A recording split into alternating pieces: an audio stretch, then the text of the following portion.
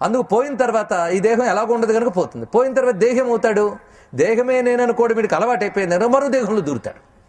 కనుక దేహం నేను కాదు అనే స్థితి నువ్వు అవగాహన చేసుకోగలిగితే మళ్ళీ దేహాల్లో దూరని సుస్థితి నీకు లభిస్తుంది, దూరే దుస్థితి నీకు తొలుగుతుంది. అది ఇక్కడ ఈ చెప్తున్న మాటలు. దేహి దేహేషు శాశ్వత జరా యవ్వన జన్మాద్యా ధర్మా దేహస్య నాత్మన. బాల్యము యవ్వనము, నేను బాలుణ్ణి, నేను యువకుణ్ణి, నేను కుమారుణ్ణి, ఇలా మాట్లాడుతున్నాను, నేను వృద్ధుణ్ణి అని. ఇందులో బాల్య యవ్వన కౌమారదులు దేహానికి వచ్చిన ధర్మములు, కానీ దేహి యొక్క ధర్మములు కావు. కనుక నేను బాలుణ్ణి కనుక ఇప్పుడు అక్కర్లేదనడానికి లేదు. దేహి అయినటువంటి వాడు ప్రతి దశలోని జాగ్రత్తగా ఉండాలి సుమా. ఇది నీకు శ్రేయస్సురా అని చెప్తారు పెద్దవాళ్ళు. శ్రేయస్సు అంటే రెండు శబ్దాలు ఉన్నాయి మనకు, ప్రేయస్సు అని శ్రేయస్సు అని. ప్రేయస్సు అంటే ఇష్టమైనది, శ్రేయస్సు అంటే హితమైనది. ఏది మోక్షమో ఏది పరమ ఆనందమో దానికి శ్రేయస్సు అని పేరు. ఆ శ్రేయస్సు గురించి పడితే ముందు ఏమంటారంటేట, ఒక్కొక్క దశలో ఎలా తోసేస్తారో చెప్తున్నాడండి ఇక్కడ.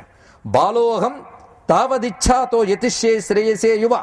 ఇప్పుడు బాలుణ్ణి గనక ఆడుకోవడం, వీటితో హాయిగా కాలక్షేపం చేయాలి.